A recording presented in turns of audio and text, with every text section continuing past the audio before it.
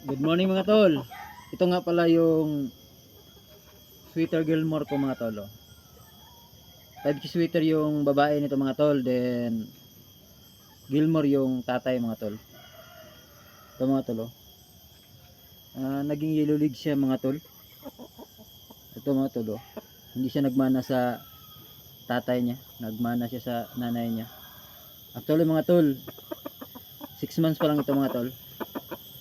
6 months.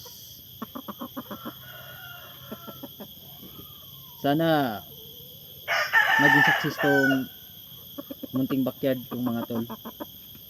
Mahirap talaga kumuha ng mga magandang materyales.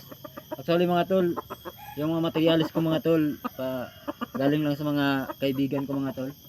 Hinihiram ko yung mga materyales nila mga tol. Then ito, nakabuo din ako.